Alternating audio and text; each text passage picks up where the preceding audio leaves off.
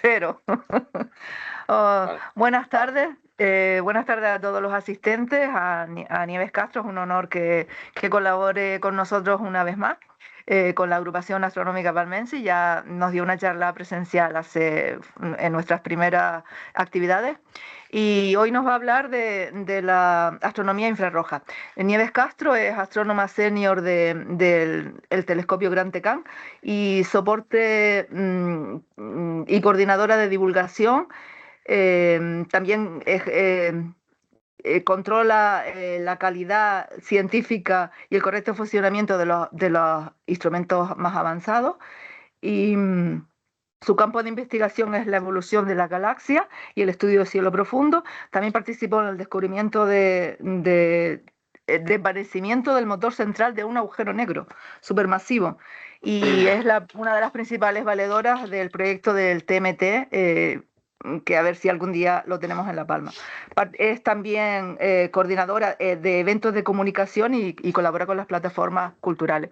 Y añadir que nació en Garafía, que también debe ser un honor. Gracias, Nieves, y gracias a los asistentes. Cuando quieras. Pues gracias por la invitación aquí otra vez. La primera vez fue hablar de la astronomía en La Palma y un poco la historia y en lo que nos influía, pero esta vez ya va a ser un poco más de astronomía, de mi campo. Voy a compartir, a ver si me deja la presentación. Reproducir. ¿Se ve? Sí, se ve perfecto. Vale, por si acaso, porque a veces las tecnologías te engañan y tú estás hablando y no sabes lo que ustedes están viendo. Pues nada, hoy voy a hablar del infrarrojo. Esta charla la he titulado de lo visible y lo no tan visible, que es el universo infrarrojo. Bueno, ya me presentaron, soy Nieves Castro Rodríguez y astrónoma senior del Gran Telescopio Canarias. Como no sabía que me iban a hacer esta introducción tan maravillosa, pues la primera transparencia para que me conozcan puse aquí un poco como eso, soy de Garafía, que ya lo comentaron, de la isla de La Palma. Me licencié en la Universidad de La Laguna hace ya unos cuantos años en física y astrofísica. Y bueno, mi primer contacto para hablar de la astronomía infrarroja fue en la tesina, justo después de hacer la carrera, que empecé a hacer la tesina, lo que ahora sería el máster sobre instrumentación astronómica infrarroja entre la Universidad de La Laguna y el Instituto de Astrofísica de Canarias, concretamente en Izaña. Luego ya hice la tesis doctoral después entre la Universidad de La Laguna, el IAC y la Universidad de Basilea, que esto ya fue en evolución galáctica de cúmulos de galaxias, que ya no fue infrarrojo. Y luego ya volví a Canarias y ya me especialicé más en ingeniería para telescopios terrestres y espaciales y concretamente en la tecnología infrarroja para la astronomía infrarroja. Y actualmente eso, soy astrónoma de soporte y desde 2022 pues, soy astrónoma senior, también encargada de divulgación. Bueno, era una pequeña presentación que yo tenía, aunque ya me habían presentado bastante bien. Bueno, y a mí me gusta siempre empezar desde el principio y bueno, los avances de la astronomía siempre han ido a la par de los avances en ingeniería, ¿no? Los nuevos descubrimientos han sido posibles gracias a las mejoras que hemos hecho de las técnicas observacionales que tenían desde los antiguos astrónomos hasta la actualidad. Eso no ha variado demasiado. Solo que antiguamente pues tenían una perspectiva del universo un poco distinta a la que tenemos ahora. Esta imagen maravillosa que ya he puesto últimamente en mis charlas porque me encanta. Bueno, la representación que tenían los aborígenes australianos, pero era centrada en la luz visible, en la luz que nosotros y nuestro ojo pueden detectar. Todas las observaciones que se habían hecho y todos los estudios observacionales que había hasta entonces era pues de la luz visible y con nuevos telescopios desde Galileo, pero siempre con la radiación que los humanos pueden ver. De alguna manera podemos decir que hasta hace bueno, décadas, pero hasta el siglo XIX estábamos atrapados en el arco iris, los astrónomos. Solo podíamos ver la luz visible y saber cómo era el universo ahí. A mí me gusta siempre la anécdota del puzzle, siempre la pongo, a lo mejor me repito mucho, es como analizando solo la luz visible, es como si tuviéramos esta imagen, ¿no? Tenemos esta imagen y no sabemos muy bien qué es, podemos decir que el universo es plano, que es redondo, que es esférico, teniendo solo esta pieza del puzzle. Sin embargo, si el universo fuera un gato, pues no lo sabríamos, ¿no? Porque solo estábamos observando en el visible, solo teníamos una pequeña parte de lo que hay ahí fuera. ¿Qué está pasando aquí? Pues eso, con una sola pieza no podemos decir nada, digamos, nada definitivo. El espectro electromagnético, que ya, bueno, son astrónomos aficionados, saben perfectamente el espectro electromagnético de la luz, pero yo se los recuerdo. Este es el espectro electromagnético de la luz, todas sus bandas, y nosotros estábamos restringidos a esa pequeña parte que vemos en el centro, que sería la luz visible, lo que nosotros podíamos ver con nuestros ojos o fabricar instrumentos que estudiaran un universo en ese rango. Sin embargo, vemos que es muy amplio, desde los rayos cósmicos a las ondas de radio, y aunque parte de este espectro no llega a la Tierra, porque nuestra atmósfera nos lo tapa. Fue eso, en el siglo XIX, donde Sir William Herschel, pongo aquí más allá del arco iris, porque efectivamente fue más allá del arco iris este hombre, como Dorothy en El Mago de Oz, y haciendo un experimento que es muy bastante conocido, dispersando la luz con un prisma, la luz del sol, en los distintos colores del arco iris, pues estaba haciendo el hombre un experimento con termómetro para ver qué temperatura tenía cada uno de los colores de la luz visible, desde el azul hasta el rojo.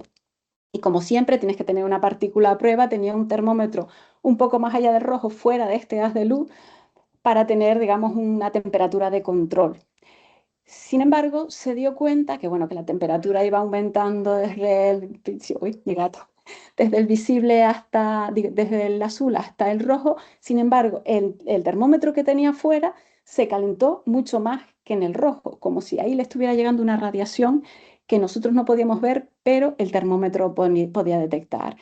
William Herschel lo denominó rayos caloríficos y que estaban más allá del rojo, y por eso el nombre de infrarrojo. El infrarrojo, como ven aquí, sería esta parte de aquí, es una 2500 veces, que lo estuve un poco midiendo, más ancha que la ventana visible. O sea que hay muchísima más radiación y muchísima más información que nosotros no conocíamos. Y gracias a William Herschel se empezó a descubrir que había ahí unas cosas que nosotros no podíamos ver, pero que existían y que el universo emitía en todo eso. A partir de este hombre, bueno, ya otros científicos también posteriormente en el siglo XIX y en el siglo, principios de mediados del siglo XX, empezaron a descubrir el resto de las radiaciones que completan el espectro electromagnético, desde la parte más azul, el ultravioleta, los rayos X, los rayos gamma, rayos cósmicos, y más hacia el rojo, a longitudes de onda más largas y menor energía, como es el infrarrojo, las microondas y el radio. Entonces digamos que se nos abre ahí un mundo de posibilidades a los astrónomos. Aquí un ejemplo de una cámara térmica que hay arriba en el centro de visitantes del Observatorio de Roque de los Muchachos. Les invito, si alguno de ustedes no ha estado por allí, a visitarlo, que es el infrarrojo térmico. Este es un colegio que yo llevé y son los niños de este colegio, que se ve cómo esta cámara detecta el calor, como hizo William Herschel, de cada una de las partes de la cara de estos niños, y según estén más o menos calientes, pues esta cámara nos lo traduce en colores para que nosotros podamos entender esa información. Más clarito es más caliente, y hay algunos que tienen unos cachetitos así un poco más fresquitos, y nos da información de la temperatura de todo lo que hay a nuestro alrededor. No solo a los niños del colegio, sino que también el universo, según en qué longitudes de onda lo estamos viendo cosas muy distintas. Esta nebulosa, que es la típica nebulosa de cabeza de caballo, muy conocida y muy fotografiada por todos los astrofotógrafos. En visible la reconocemos muy bien, esa forma del cabeza de caballo. Sin embargo, si nos vamos a longitudes de onda más largas, al infrarrojo cercano, ya vemos otra cosa distinta. Si la vemos así, no la reconocemos, ¿verdad? Y al infrarrojo medio, pues otra cosa bastante distinta a la que teníamos en el infrarrojo cercano. Y cada eso nos da una información distinta de los procesos que están ocurriendo ahí en esa nebulosa. Ahora, dentro de un momento lo vemos un poco con más detalle. Esta la pongo también muchas veces en las charlas de cómo se ve la nebulosa del Remolino, si la estamos observando en distintas bandas del espectro electromagnético, en el centro la que conocemos, que es la visible, y hacia un lado pues el ultravioleta, rayos X, que en este momento no nos importa, que vamos al infrarrojo, Y hacia el otro lado, pues vemos que la galaxia tiene un aspecto completamente distinto y se ven cosas completamente distintas. Los astrónomos, eso, lo que tenemos es esta luz que nos llega para saber cómo funciona todo, la luz visible que tenemos hasta el momento, que la recogemos en los grandes telescopios como GTC, pero tenemos esta otra luz que no es visible para los humanos, pero que sí podemos desarrollar tecnología. A partir de más o menos de los años 60 del siglo pasado, pues hemos empezado a desarrollar tecnología para detectar esta luz. Y el Gran Telescopio de Canarias, hay que decir que en la época de su construcción se diseñó de tal manera que sus espejos estuvieran optimizados no solo para la luz visible, sino para en el futuro tener gran cantidad de instrumentación infrarroja y que estuviera, digamos, optimizada para ella también. De alguna manera teníamos un conocimiento del mundo, pero a partir de esos descubrimientos, pues nos hemos puesto las gafadas del infrarrojo y ya vemos algo completamente distinto que no veíamos antes.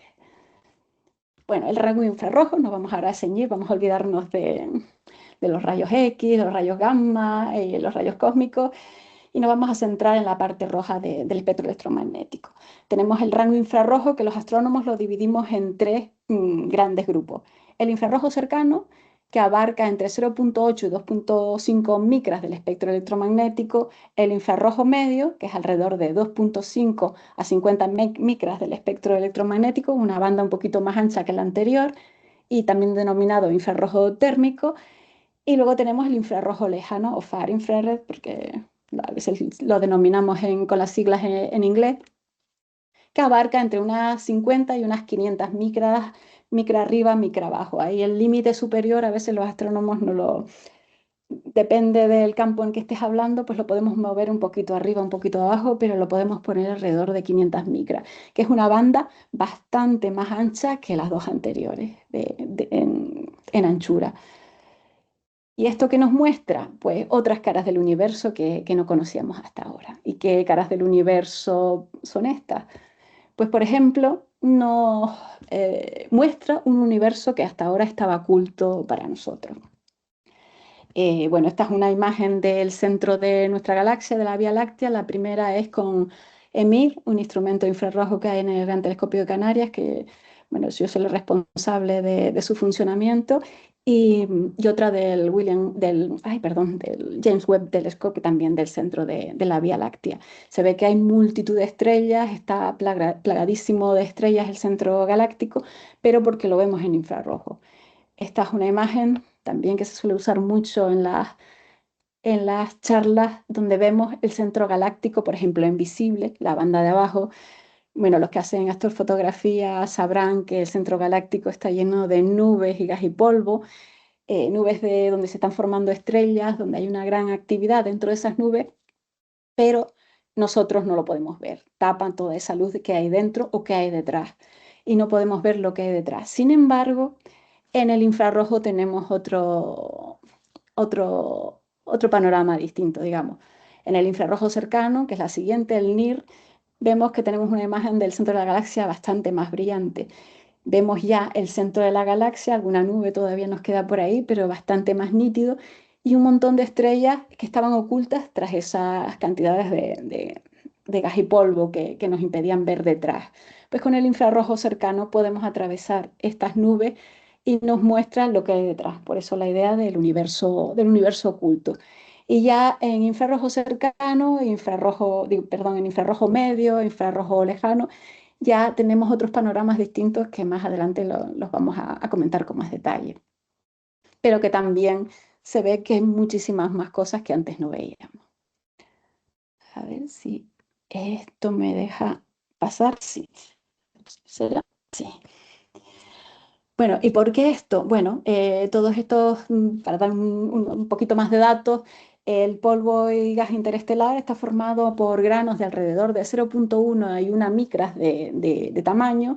Suelen ser granos de silicio, de carbono, hierro, hidrocarburos, moléculas que tienen más o menos ese tamaño. En visible, la dispersión que producen la luz que llega de esas estrellas que están detrás es muy, muy fuerte, que hace que esa luz no atraviese estas nubes, Pero sin embargo, en infrarrojo, sobre todo cercano, esta dispersión es muy débil y hace que entonces sí el haz de luz que viene de esas estrellas atraviese estas nubes de gas y polvo como si no estuvieran.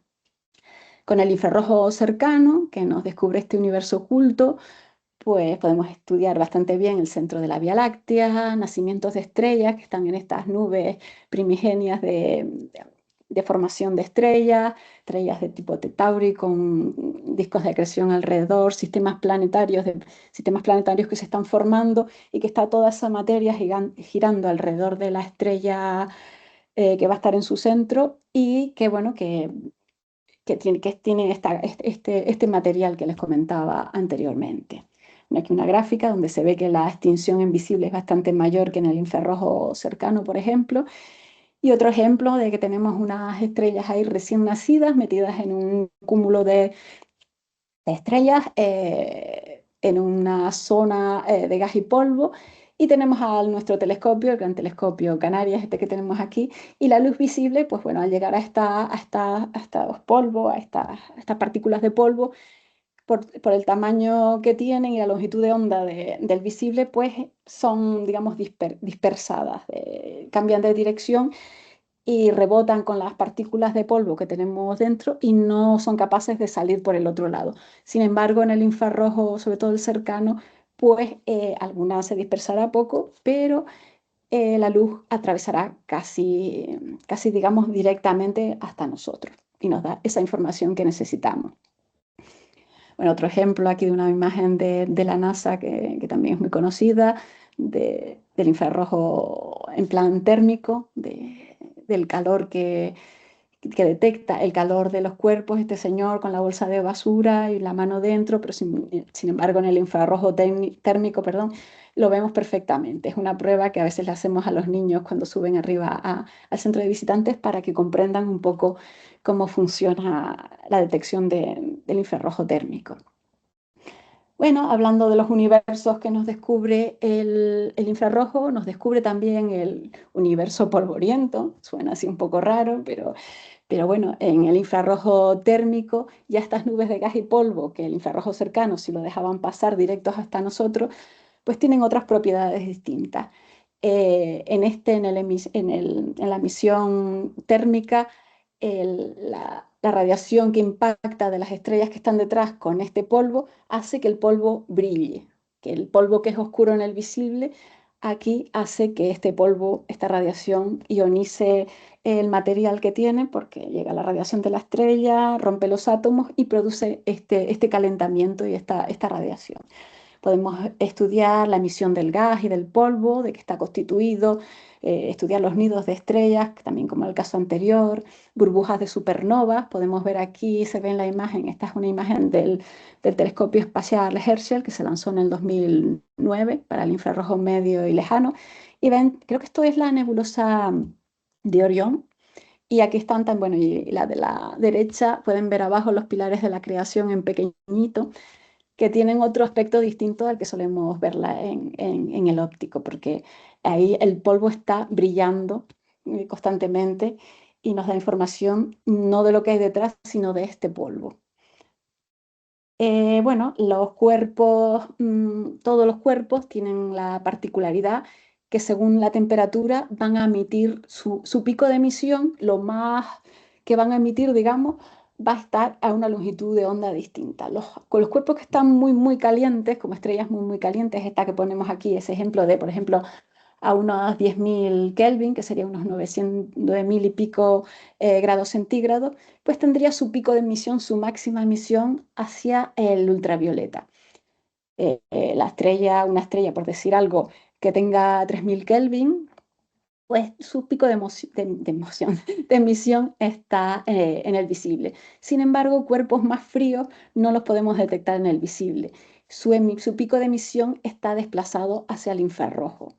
Cuerpos que tengan 1000 Kelvin, ya su pico de emisión está en el infrarrojo cercano, infrarrojo medio, y es imposible o muy difícil detectarlos en visible.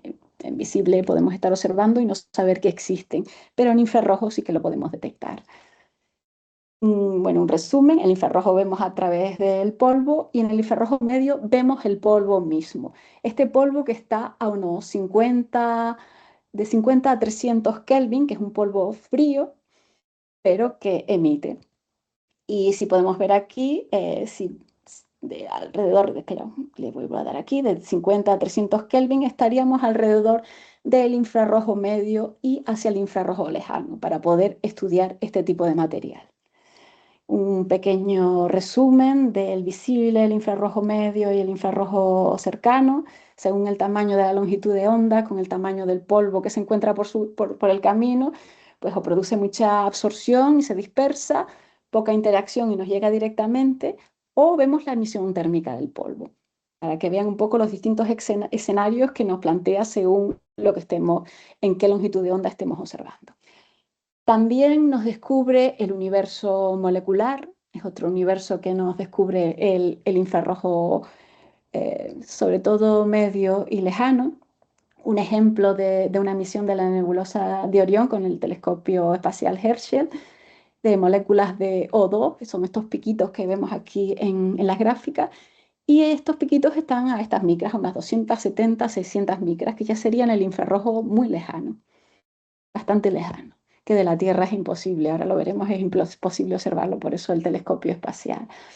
Otro ejemplo del universo, se me ha ido para adelante, perdón, de un espectro de la nebulosa, de esta nebulosa que ahora no recuerdo cuál es de memoria, pero todas estas líneas que nos indican la emisión que se ha detectado en esa nebulosa, desde en varias emisiones a distintas longitudes de onda de agua, de dióxido de sulfuro en varios puntos, metanol, un montón de gran cantidad de moléculas complejas que solo se pueden detectar con el infrarrojo. En el visible no tienen este grado de emisión o no se pueden detectar. Un ejemplo bastante bonito, bueno, el de abajo es una simulación, pero el de arriba es una imagen real de Spitzer, otro de las misiones espaciales en los que hemos trabajado, que son moléculas que se han detectado, moléculas orgánicas complejas, como hidrocarburos aromáticos policíclicos, con este nombre tan grande que tiene, fulerenos, compuestos de carbono, que son, digamos, las moléculas, de alguna manera se suele decir precursoras de la vida. Son moléculas que son como los ladrillos que formarían la vida si se dieran las condiciones adecuadas, que las podemos encontrar en estas nebulosas en el infrarrojo medio y lejano, en muchas de las formas de las nebulosas donde hay formación de nuevas estrellas, para que se hagan un poquito una idea.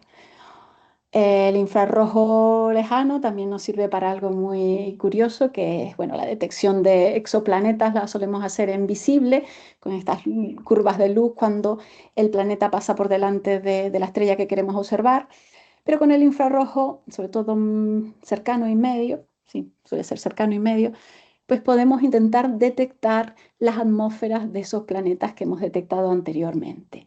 ¿Cómo se hace eso? Pues cuando el planeta pasa por delante de la estrella, la luz de la estrella atravesaría la posible, hipotética, atmósfera de este planeta y podríamos detectar en las líneas de absorción lo que absorbe de esa luz de la estrella al pasar a través de la atmósfera, los compuestos químicos que hay en la atmósfera de ese planeta. Un ejemplo teórico, pero de lo que se intenta buscar, de un planeta que podría ser tipo la Tierra, que podríamos encontrar en infrarrojo cercano medio, pues todas estas, digamos, líneas que nos indicarían que tiene una atmósfera similar a la Tierra. Moléculas de oxígeno que emitirían en ciertas bandas, agua, metano, ozono, que tienen sus bandas determinadas en unas longitudes de onda muy específica y que si localizamos algo ahí sabemos que es ese elemento el que lo está produciendo.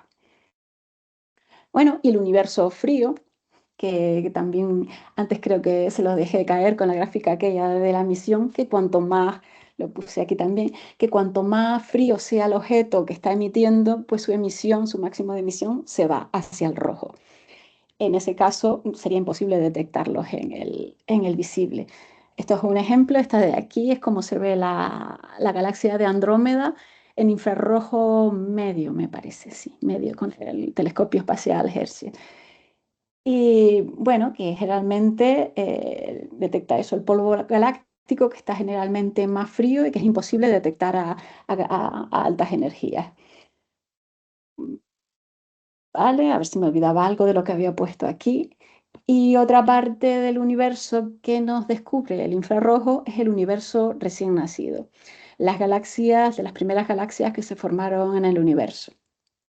Esta imagen es del James Webb, que ha salido mucho en la prensa, o sea que es bastante conocida, con todos los arcos de las lentes gravitatorias y todos los puntitos esos rojos que hay de fondo, que serían las primeras galaxias que se formaron a muy, muy alto desplazamiento al rojo, que los llamamos comúnmente los pequeños puntos rojos, Little Red Dots.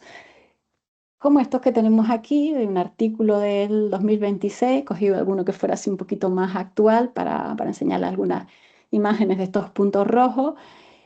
Y bueno, podemos detectarlos gracias al infrarrojo, porque a estas distancias solo podemos detectar una línea de hidrógeno que es la más potente de todas, que es la línea que se llama de línea de la Lyman alfa. Esta línea en el laboratorio, aquí en la Tierra y en reposo, estaría en esta longitud de onda que pongo aquí, alrededor de 1215 Armstrong, que caería en el ultravioleta. Entonces, si cae en el ultravioleta, ¿cómo la podemos detectar en el infrarrojo? Me dirán. Pues bueno, por el desplazamiento al rojo que tienen estos cuerpos del inicio del universo, se están alejando de nosotros y muy, muy lejos, y hace que esta línea de que comúnmente caería en el ultravioleta nos caiga ya en el infrarrojo cercano, medio y tirando a lejano. Bueno, pero más bien cercano y medio de las galaxias que conocemos actualmente, a Arecibo 13, que esto es realmente lejos. Bueno, esta línea, solo un poquito de información así por encima, la produce cuando las estrellas muy jóvenes ionizan y rompen el átomo de hidrógeno.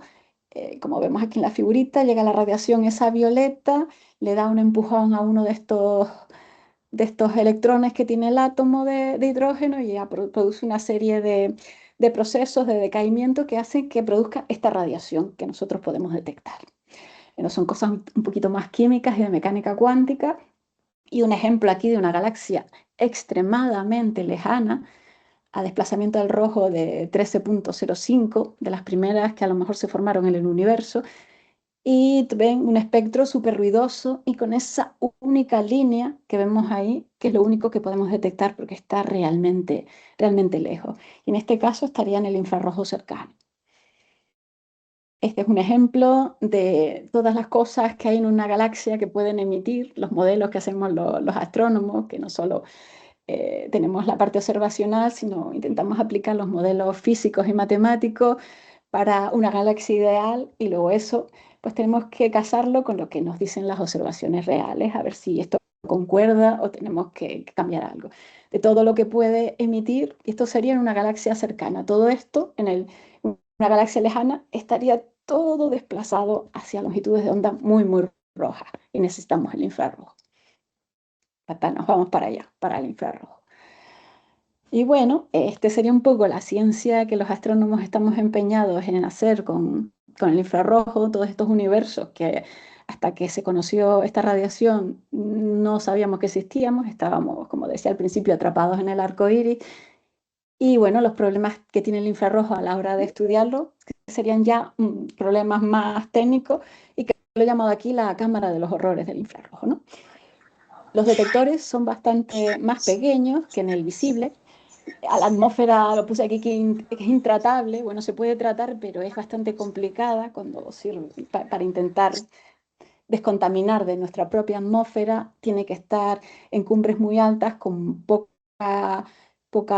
vapor de agua, ya veremos por qué. Por esta emisión que tiene nuestra atmósfera, hay mucho ruido de todo lo que esté caliente alrededor, nos puede contaminar nuestras observaciones en general, que a veces para tratar los datos que tenemos en el infrarrojo, pues muchas veces nos dan ganas de llorar, ¿no? Hasta que le coges un poco el tranquillo. El óptico es bastante más fácil. Bueno, esto es de nuestra atmósfera, que bueno, que a partir de cierta energía, pues la luz puede resultar letal para la vida, ya que puede arrancar los electrones y romper las moléculas de nuestro propio cuerpo. Por eso está súper bien tener atmósfera, pero cuando quieres observar fuera del visible, pues es una completa pesadilla muchas veces tratar estos datos. Esta es una curva de la transmisión, no la absorción, sino la transmisión en el infrarrojo cercano de nuestra atmósfera. Y bueno, la parte de arriba que está más cerca a uno, a mi gata, eh, es lo que la atmósfera nos deja pasar, y estas baches que vemos aquí pues son las zonas que no podemos observar en el infrarrojo porque nuestra atmósfera lo impide, es una especie de barrera. Pues necesitamos cumbres muy altas, muy limpias, muy secas para colocar los instrumentos con los que queremos observar este universo, y bueno, y misiones espaciales para observar en los lugares que nuestra atmósfera no deja pasar nada completamente, ¿no? Como es el telescopio James Webb que se mandó en el año 2021 y ha dado resultados bastante gratificantes a los astrónomos. Fuentes de emisión de la atmósfera, bueno, sobre todo hay unos que son bastante más molestos, por decirlo de alguna manera. Son los radicales OH, que emiten fuertes líneas de emisión en el cielo nocturno. Estos radicales se forman porque, bueno, con la radiación de la luz del sol durante el día, el agua y el ozono que tenemos arriba, pues se van arrancando y se van creando estos iones. Las de oxígeno en sí suelen ser bastante tenues y no suelen molestar tanto, y las de vapor de agua pues molestan bastante, sobre todo en el infrarrojo cercano. El infrarrojo térmico alrededor de 1.2, bueno, el cercano también.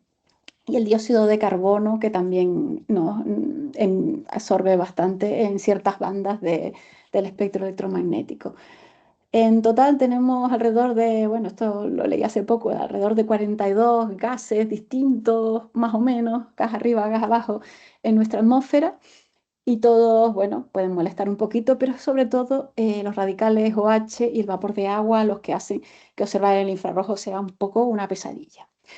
Las líneas de OH, este es un espectro, todos los piquitos que ven son las emisiones de estas líneas de OH producidas por nuestra propia atmósfera. Ya veis que está todo contaminado, sobre todo alrededor de unas 1500, 1750 nanómetros. Bueno, voy cambiando de unidades según la gráfica que esté usando, ustedes me perdonen, pero bueno, hacemos la transformación de micras, nanómetros, angstrom.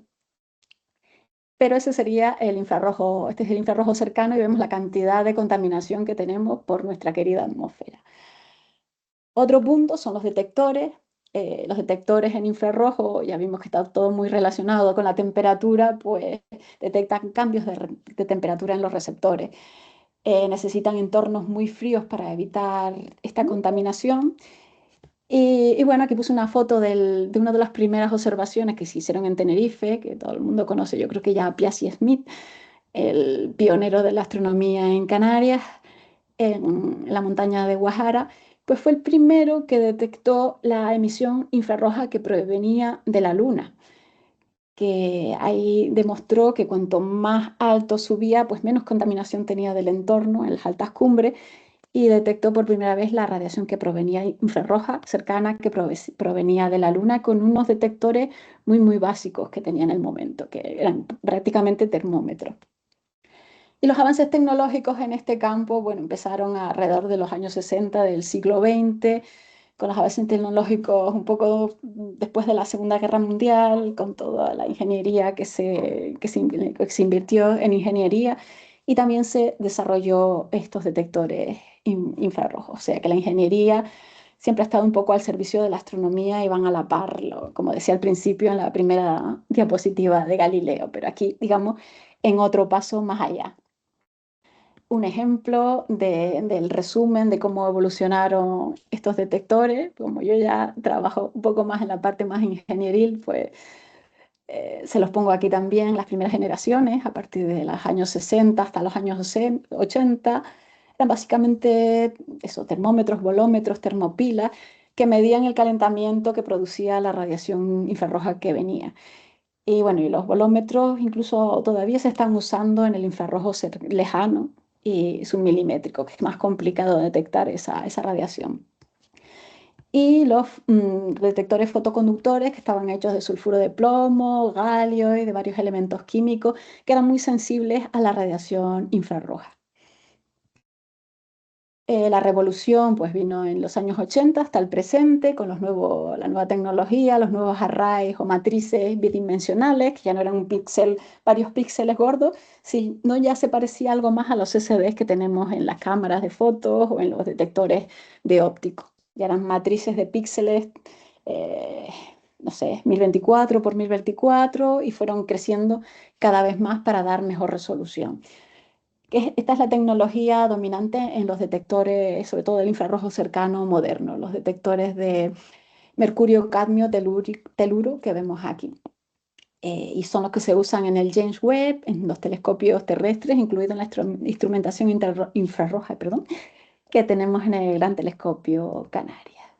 Y como la tecnología pues no para, pues hay nuevos estudios para hacer detectores con superconductores, que he visto, he leído algo últimamente, sí por encima, bueno, ya lleva unos años, que se podrían usar en la siguiente generación de instrumentación para el infrarrojo, con mayor resolución temporal, mayor resolución, más sensibilidad, que es lo que buscamos, ¿no?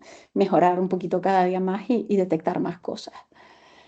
Una línea donde se ve un poco la evolución de cómo ha sido la detección infrarroja. Y este es un detector real, bueno, el azul, que es de MIRDE, que está en el Gran Telescopio Canarias. El otro es uno de prueba que se pone primero en las pruebas y luego se pone el bueno, que es de este material que les comentaba, de mercurio, cadmio, teluro. Y que, bueno, que es muy sensible a la radiación infrarroja, que convierte esta radiación que viene en esta longitud de onda, H por la frecuencia, en electrones. Y esos electrones son los que luego se van a transformar en la señal que nosotros vemos en las pantallas del ordenador y en los ficheros resultantes de las observaciones que los astrónomos van a estudiar. Esto no es así tan fácil. En el óptico es bastante más fácil, casi que el telescopio lo toma y tú ya ves cosas bonitas, en el infrarrojo no. Cuando, cuando construyes un telescopio de este tipo, tienes que hacer un montón de pruebas a estos detectores de ruido, de contaminación térmica de lo que tienes alrededor. Son, digamos, meses y meses, primero en el laboratorio y luego en el telescopio cuando ya está el instrumento, para estar seguro que controlas bien todas las posibles fuentes de contaminación y que lo que vas a ver va a ser algo que viene del universo, radiación que viene del universo y no de lo que tú tienes alrededor, ¿no? Cómo vas a leer ese detector, la electrónica que va a leer es bastante más complicada que en el óptico.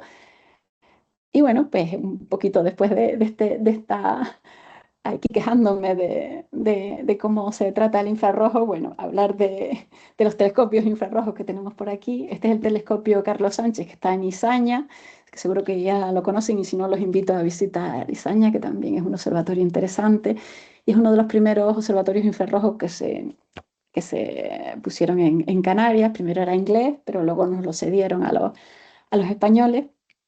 Y bueno, yo pasé aquí cuando la tesis muchas horas y muchos días con esta cámara que tenemos aquí que se llama CAIN. CAIN es una cámara para el infrarrojo cercano entre 0.9 y 2.3 micra, con un campo bastante, bueno, bueno, pequeño comparado con los del Gran Telescopio Canaria, pero bueno, que dio muy buenos resultados en ciencia en su momento. Este de aquí es azul y es bastante, bueno, pequeñito, como del tamaño de un cilindro de estas dimensiones y está enfriado en esta especie de receptáculo que se llama criostato a muy baja temperatura para evitar eso que decíamos antes, que todo lo que es caliente que esté alrededor y no tiene que estar muy caliente, porque ya veíamos que el infrarrojo es capaz de detectar cuerpos celestes que están muy fríos, pero él detecta ese calor. Pues tenemos que aislarlo con una especie de termo que es este que vemos aquí azul, para estar seguros que todo lo que entra por la ventana de lo que ve el telescopio. Estos son unos ejemplos de galaxias, no sé, no me acuerdo en qué banda era, sino en la banda K, alrededor de 2.3 micra. Tenemos a Liris también, que lo fabricamos en el Instituto de Astrofísica de Canarias en los años finales de los 90, principios de los 2000, que dio también muy buenos resultados aquí en el William Herschel Telescope del Roque de los Muchachos. Digamos que era un poco el hijo de Caín. Caín fue una especie de prototipo pequeñito para luego construir LIRIS, que era bastante más grande. Y bueno, ahora paso a los instrumentos del Gran Telescopio Canarias. Son estos que tenemos aquí, en varias longitudes de onda. Como les comentaba, está optimizado el telescopio para el óptico y el infrarrojo, pero todos estos que tenemos aquí abajo están orientados al infrarrojo, porque como hemos visto, es un rango bastante importante para los astrónomos, que podemos estudiar desde la Tierra y nos da más información que a lo mejor los de arriba. Tenemos EMIR, miradas, que cada uno hace unas cosas distintas, Gran Caín y Frida, que estos dos serían los encargados de trabajar con la óptica adaptativa, que no me voy a meter ahí en mucho detalle porque creo que ya hubo una charla no hace mucho de mi compañero Gianluca Lombardi que les explicaba todo sobre la óptica adaptativa. Y bueno, estos son los instrumentos donde están colocados en el telescopio. Los que hayan visitado el telescopio ya saben más o menos cómo es la estructura. Tenemos ahora muchos instrumentos y los que van a venir, pero estos de aquí son los que serían los infrarrojos. Creo que aquí no está Gran Caín, que estaría con el cuadrito de Frida a la izquierda, pero sería la localización de toda esta instrumentación infrarroja que tenemos arriba en GTC. Bueno, para fabricar un instrumento de este tipo, primero necesitamos una necesidad científica, ¿no? No lo vamos a construir porque sí. Vemos que las necesidades científicas que explicamos antes son muy, muy amplias para la comunidad científica. Hay que hacer un diseño conceptual primero para lo que queremos observar o para que sea bastante más, que sirva para muchas cosas, para muchas ramas de la astrofísica. Son años de fabricación. Luego, cuando ya está en el laboratorio, hay que probar las distintas partes por separado para luego integrarlas y hacer pruebas primero en el laboratorio para ver que todo funciona bien y cumple con los requerimientos. No vamos a llevar algo que no funciona al telescopio porque allí todo va a ser peor. Y luego enviamos al telescopio. Luego son varios meses de pruebas de comisionado, como lo llamamos nosotros en inglés, el commissioning del instrumento arriba en el telescopio, que es ya bastante más duro, está en unas condiciones bastante más adversas que en el laboratorio, pero tiene que funcionar igual. Hay unos requerimientos que hay que cumplir y bueno, que tiene que cumplirlos, esté en el laboratorio o esté en el telescopio. Y luego ya empezamos con las observaciones rutinarias, cuando ya vemos que todo funciona bien, y ahí van saliendo ya en los años siguientes a que se ha instalado este nuevo instrumento, que dejar el tiempo del commissioning, el tiempo de la obtención de datos, y luego los resultados científicos empiezan 1 o 2 años después a salir en las revistas de ciencia. Este es EMIR, que digamos que es un poco, si Caín era el abuelo, Liris era el padre, este es como el nieto de todos estos instrumentos, fabricados en el Instituto de Astrofísica de Canarias. Cuando estaba trabajando yo allá, estuve participando en el montaje y las pruebas en laboratorio de este instrumento. Luego ya me vine a Gran Tecán. Y bueno, pesa unas 5 toneladas. Es un criostato bastante más grande que el que les mostré antes con Caín, y está enfriado a unos menos 200 grados centígrados para evitar toda esta contaminación térmica que les comentaba que puede haber alrededor del detector, ¿no? Este criostato es realmente potente, se fabricó bastante bien porque a veces en otros instrumentos hay problemas, una serie de escudos térmicos uno detrás de otro que hace que este instrumento esté bien sellado y no le llegue la radiación del entorno. Está orientado a eso, en el infrarrojo cercano. Bueno, aquí puse una tabla de, de un poco de datos más técnicos, que es comparable con el óptico para los que les guste la astrofotografía y estas cosas. Pues es bastante similar, solo que en infrarrojo.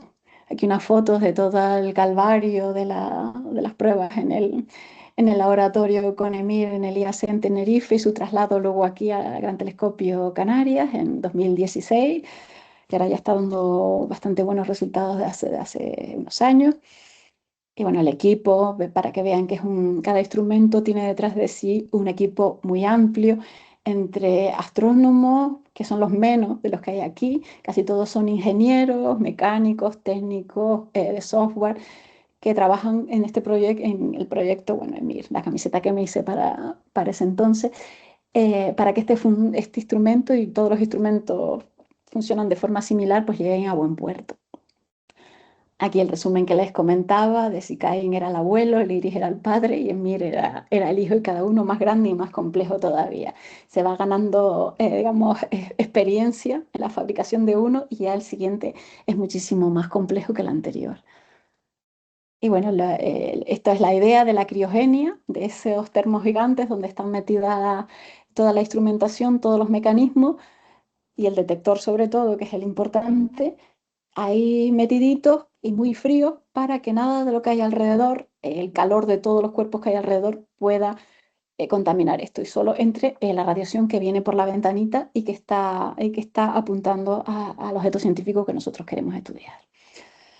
Otros instrumentos que tenemos aquí en La Palma, CIRSE, bueno, CIRSE ya no lo tenemos, pero estuvo, hay que nombrarlo, y miradas fabricados por la Universidad de Florida, que colabora con GTC, también para el infrarrojo cercano, cada uno de ellos metido en su criostato correspondiente.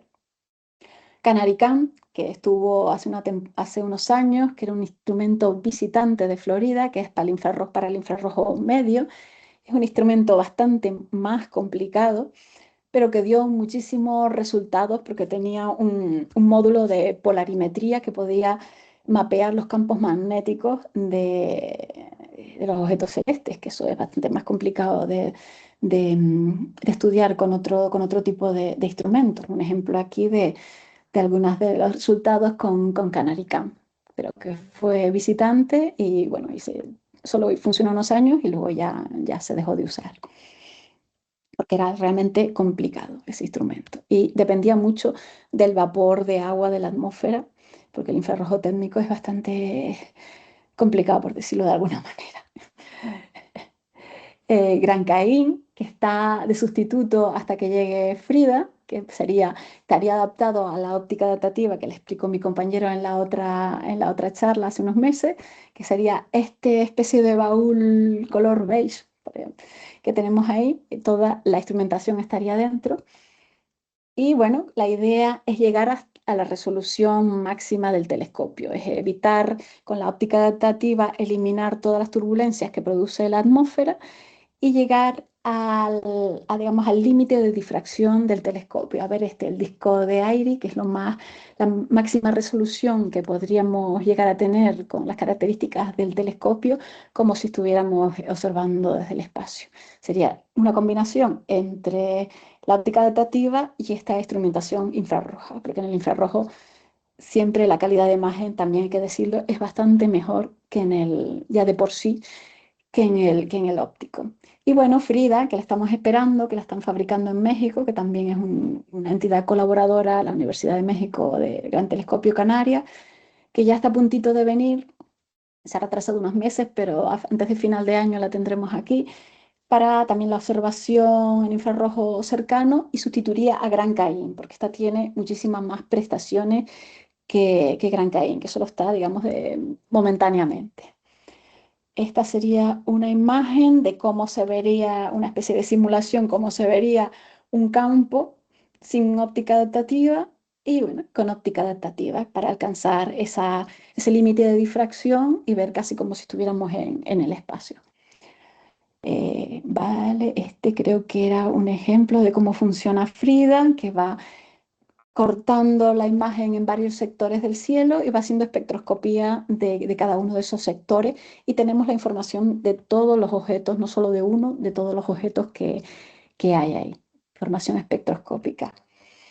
Otro vídeo de la Universidad de Florida, donde se ve pasar por la óptica adaptativa, coge una imagen y la separa en lo que llama slicer, que es como el rebanador, que corta la imagen y la vemos a distintas longitudes de onda del el espectro en el infrarrojo cercano. ¿Ok? Y bueno, cuando no podemos observar desde Tierra, no porque no tengamos tecnología, sino porque simplemente tenemos a esta querida atmósfera que nos protege la vida, pues tenemos que irnos hacia el espacio. Tenemos que dejar la Tierra y la atmósfera e irnos hacia el espacio. Y a lo largo de estas décadas, desde los años más bien finales de los 80, más bien 90 y los 2000, se han mandado varias misiones espaciales, tanto para el infrarrojo cercano, medio y lejano. El infrarrojo cercano y parte del medio, sabemos que desde la Tierra nos podemos apañar, pero los otros no. Los otros tenemos que ir al espacio si queremos ver algo ahí. Este fue el caso, por ejemplo, bueno, aquí tenemos varias, no solo telescopios espaciales, sino también eh, naves o aviones muy, muy altos donde la atmósfera sea muy, muy tenue y esta contaminación de la atmósfera sea bastante menor que la que tenemos en las montañas. Un ejemplo que ya les hablé anteriormente, o les comenté que esas fotos que veíamos, esas imágenes eran del Herschel Space Observatory. Este fue un proyecto entre la NASA y la ESA europea, que el Instituto de Astrofísica de Canarias, ellos estaban en esos grupos, participamos en varios puntos de este satélite, en uno de los instrumentos que iba a bordo, sobre todo estábamos interesados en el infrarrojo lejano, ese infrarrojo que aquí en la Tierra no llega nada, pero nada de nada, ni una ventanita pequeña, no tenemos información ninguna. Si queremos saber cómo se comporta el universo ahí a esas longitudes de onda, ya tenemos que irnos fuera, como fue este caso. Fue el primer telescopio espacial que observó a esas longitudes de onda y que lo lanzamos en el año 2009. Estuvo unos años funcionando hasta que se le acabó el refrigerante que tenía. Este es un momento del lanzamiento, como era algunas fotos de su montaje que fue en Holanda. Estos eran primero una representación de los instrumentos que iban a bordo y de una imagen real, concretamente del que se llama Spire, que es el que trabajábamos en el Instituto de Astrofísica de Canarias, colaborábamos en ese instrumento. Era un consorcio grande de muchos países, con mucha gente y demasiadas reuniones a veces. Y bueno, el 2009, voy a bajar el sonido, este fue el día del lanzamiento. En algunas charlas de coles a los niños les encantan los cohetes, ¿no? Y, ay, espera, no sé si se paró. Ahora. Y bueno, creo que se paró, ¿no? Sí. A ver, bueno. Fue el lanzamiento, solo para decir que fue súper emocionante porque no es como si estuvieras viendo una película que ves un lanzamiento o un cohete que ha hecho otra persona. Si muchas personas conocidas que habíamos trabajado en cosas que iban a lanzarse ahí, en la cuenta atrás, todo el mundo súper nervioso, que no pasara nada, que no explotara nada, pero todo fue súper bien. Y bueno, esto tenemos que lanzarlo a una distancia muchísimo más allá de la Luna. Los telescopios ópticos pueden estar, como el Hubble, cerca de la Tierra, pero para telescopios infrarrojos necesitamos mandarlo muchísimo más lejos, porque la emisión térmica de la Tierra y de la Luna podría, digamos, contaminarnos también. Ya no tenemos la atmósfera, pero ahí vamos a tener esta contaminación.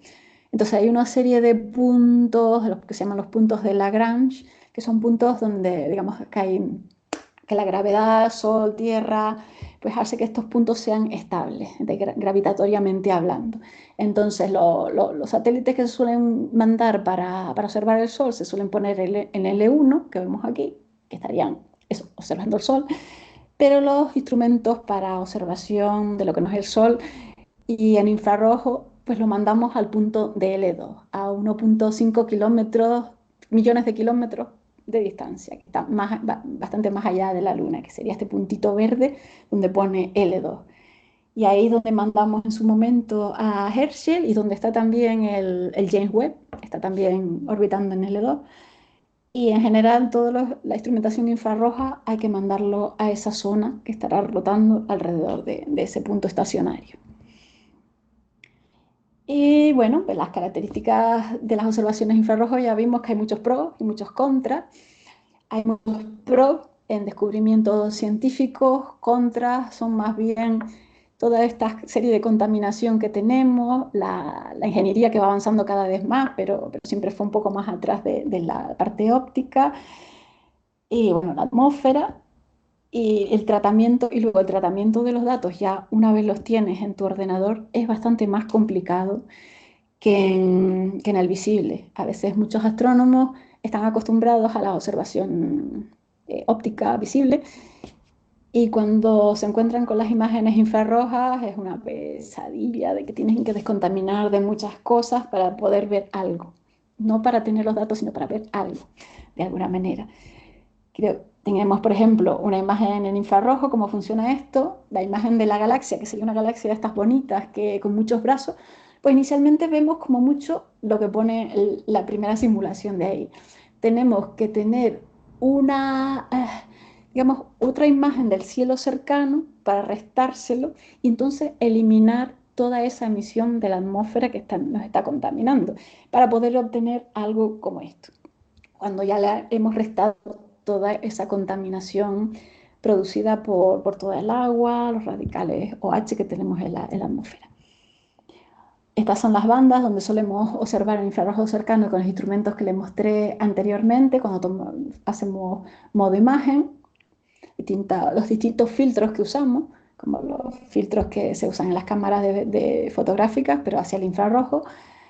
Bueno, tenemos que hacerle un procesado, como les comentaba, muy, muy exhaustivo para ver algo en estas longitudes de onda, no solo la contaminación, sino también la distinta sensibilidad de los píxeles, etcétera, etcétera. Este es un ejemplo real, arriba de una imagen que obtenemos así, digamos, en crudo, sin hacer nada en el telescopio.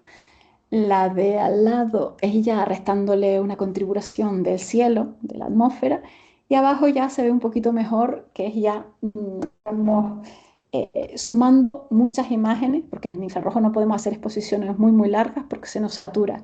La emisión de la atmósfera te satura enseguida la imagen y entonces no te sirve para nada. Tienes que hacer exposiciones muy, muy cortas y luego las sumas todas para tener una señal de ruido buena, como vemos aquí, que va mejorando la imagen que obtenemos según le vamos añadiendo tiempo. Que bueno, es bastante distinta a la imagen visible que tenemos, pero bueno, nos dice, para los astrónomos nos da mucha información distinta y es súper, súper, súper útil, que no sea tan bonita. Un ejemplo aquí también de lo que vemos sin restar el cielo, de los pilares de la creación en infrarrojo. Primero no vemos nada, son las estrellas más brillantes. Luego cuando restamos un cielo ya empezamos a ver algo que ya se parece un poco, está al revés de lo que solemos verla. O sea, no sé, es fácil de reconocer si uno gira la cabeza. Y cuando ya le sumamos bastantes más imágenes, pues ya tenemos una imagen con una señal de ruido bastante mejor. Y tenemos esto, que en visible, pues estamos, digamos, limitados por todo el polvo que tiene esta nebulosa, es preciosa, pero ese polvo no nos deja ver las estrellas de detrás, pero con el infrarrojo cercano, pues sí que las vemos y las estudiamos. En espectroscopía, igual, para detectar todas estas moléculas que hablábamos antes, tenemos el objeto que queremos estudiar, le ponemos una rendija para limitarlo y solo tener en el campo de visión ese objeto, ponemos un elemento dispersor, como un prisma, pero más complicado, que nos disperse la luz, en unas bandas determinadas, también unos filtros, para obtener estas rayas maravillosas, que aquí parece que no vemos nada, y sin el tratamiento que hace el infrarrojo, efectivamente no vemos nada. Todas estas líneas que ven, podría parecer, ay, son líneas de ese objeto. Pues no, todo esto es la emisión del cielo. Todas esas líneas de OH que veíamos antes en aquellos piquitos de la gráfica, son estas de aquí, que nos contaminan todísimo. Son estas de aquí, en esta longitud de onda que vemos abajo. El filtro J, sí. Y bueno, cuando ya la descontaminamos, era la misma de antes, le quitamos toda la emisión de esas líneas, nos quedan rastros que son esas líneas negras, pero ya vemos esta línea blanca, que sí que sería el objeto científico que queremos observar, esta de aquí, que sería algo así como esto, que lo que hice en la base de datos que tenía, y quiero recordar que esto era un quasar, pero ahora mismo no estoy segura, cogí para la presentación esta que tenía reducida, y creo recordar que se trata de un quasar. Y bueno, con un poquito más de señal de ruido ya vemos las líneas brillantes, está un poquito más brillante, que son esas líneas de emisión de quasar. Estas de aquí, ya con muchísimas más.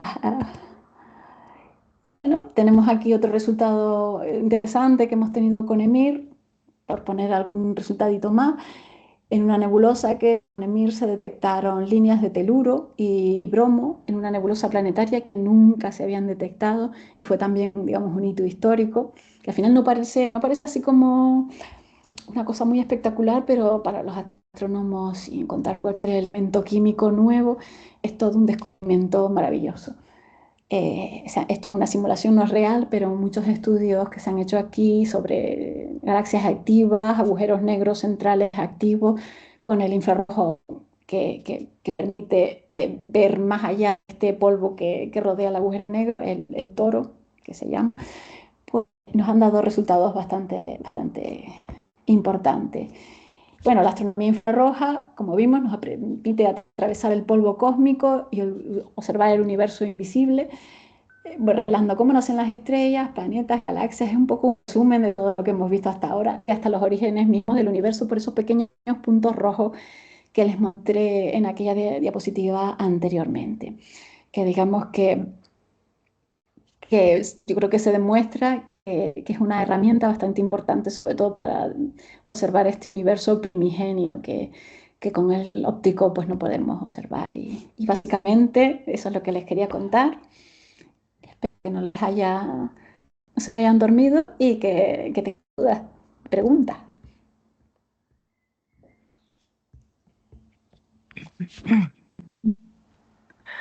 Bueno, apasionante. El otro día pudimos comprobar in situ muchas de las cosas que nos has contado.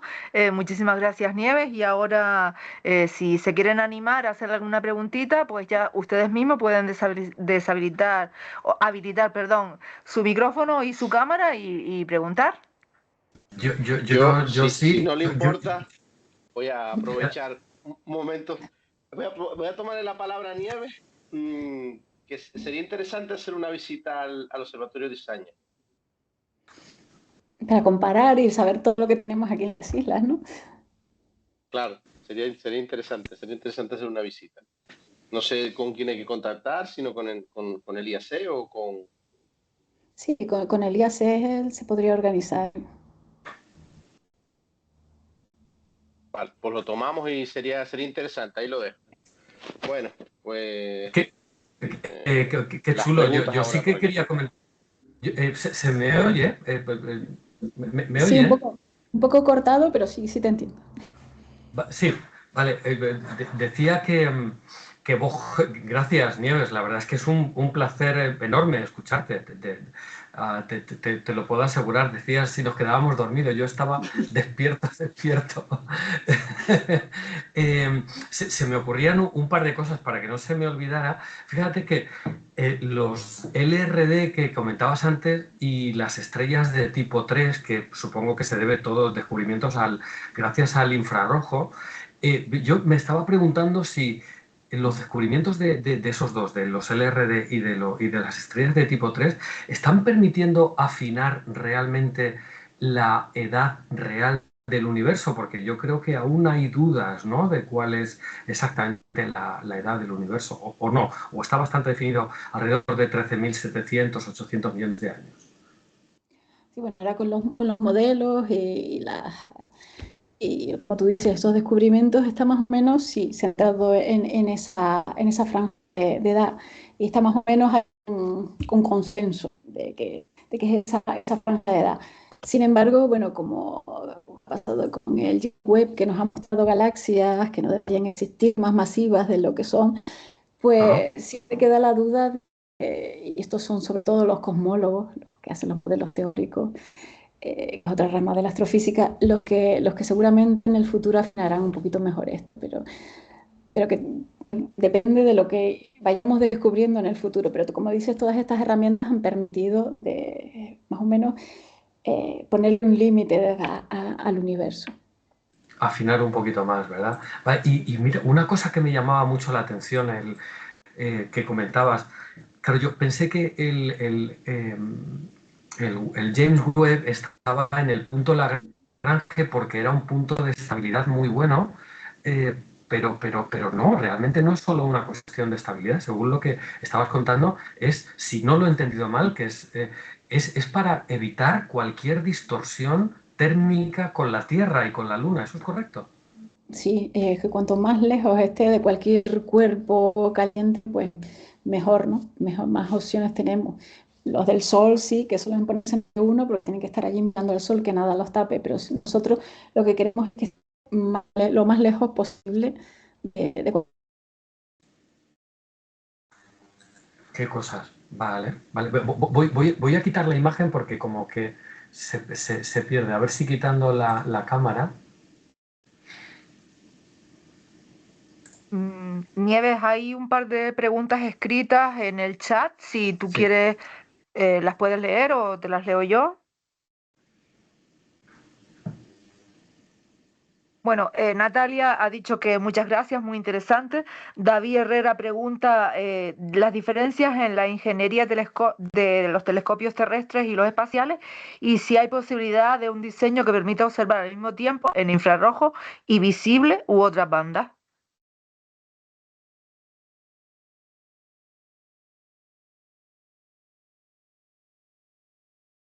Dios. Se cortó, puede ser, porque yo no oigo nada. Yo no oigo a Nieves.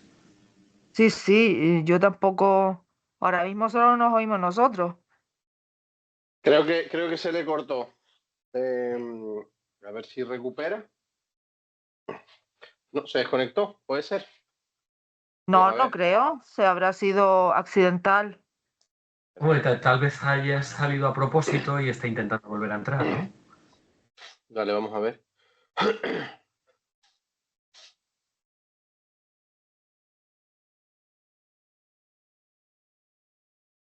Nieves, te envío el enlace a ver si puedes unirte otra vez.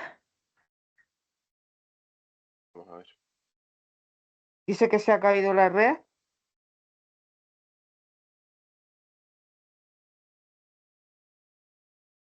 A ver.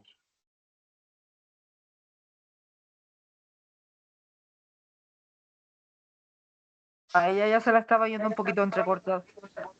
Sí, claro, yo cuando estaba preguntando pensé que era yo, Sí. pero no se le estaba cayendo a ella. A ver si. En principio está dentro. Se ha ido el vídeo. Vale, pues sí. Si quieres, Nieves, no sé si tienes el micro. Puedes activar el micro, porque no te lo puedo activar yo. Ahora, vale. Vale, ahora sí. Ok, He perfecto. vuelto. Es que la red aquí Bien. en Tajuya es un poco desastre. Después del volcán esto no ha sido lo mismo nunca. Perdón, he estado ahí intentando, al final me he conectado con la red del móvil, porque No sé. sí. No, muchacha, un placer, un placer, de verdad. ¿Dónde habíamos quedado? Había un par de preguntas escritas en el chat. Si puedes leerlas tú y si no, pues ya te las leo yo. Vale, a ver, espera un momento, a ver si no rompo nada. Como le decía al principio, yo siempre soy más de Zoom que de el chat. Vale, ya lo pillé. La de las bandas infrarrojas y el óptico. Bueno, hasta ahora es más complicado porque si quieres observar en los dos, eso justo me lo preguntó alguien el otro día en el telescopio en una de las visitas. Y si quieres observar en los dos, pues tienes que poner un espejo que divida el haz en dos, hasta ahora, porque tenemos instrumentos separados en dos haces distintos y entonces pierdes un poco de energía en cada uno y no merece la pena. En el futuro, GTC tiene ahora dinero para nueva instrumentación y se está empezando a pensar, que el otro día salió en las redes precisamente, de un nuevo instrumento que ahora se llama OVNIR, pero que le cambien el nombre porque no me acaba de gustarme a mí ese nombre, que sería para el óptico y el infrarrojo. Lo que todavía está por definir si podría observar a la vez o no. Ahora está en la fase esa que comentaba de los pasos a seguir en el instrumento, fase conceptual, ¿no? Creo que Natalia tenía la mano levantada. No sé si fue para decir Sí. que era cuando quieras. Vale, no sé si conectar la cámara porque a ver si no sé, si la puedo conectar. Vale. Hola. Hola, muchas gracias Nieves, muy interesante tu charla. Sobre las Little Red Dots que están estudiadas por el James Webb, yo no creo que tengan conexión tal y como publican los papers hoy en día con la población 3. ¿Qué opinas de eso? Bueno, la verdad que tengo que decirte que no, como me he metido tanto en la investigación, no me sé los detalles, lo tengo que reconocer de los ultimísimos resultados del James Webb, ¿no? Pero bueno, por lo que he leído, el otro día me puse a leer arriba que estaba de turno nocturno para actualizarme, pues tienen bastante debate, ¿no? Y uno de ellos es que sí, que tienen que ver con las primeras formación estelar del universo y como tú dices, bueno, hay otros detractores. Sí, porque las primeras, no quiero entrar mucho en debate, pero las primeras poblaciones no manifestarían líneas metálicas que manifiestan las Little Dots. Por eso te lo Sí, pregunto. sí, las nuevos, por eso el James Webb ha sido así un poco que está bien, ¿no? Que rompa un poco los esquemas de estas galaxias más masivas que encontramos, galaxias con líneas como materiales que ya tenían que haber evolucionado y no de las primeras poblaciones. Y entonces, sí, me parece bonito porque rompe un poco y nos hace pensar de nuevo, Vale, replantearnos. vale, gracias.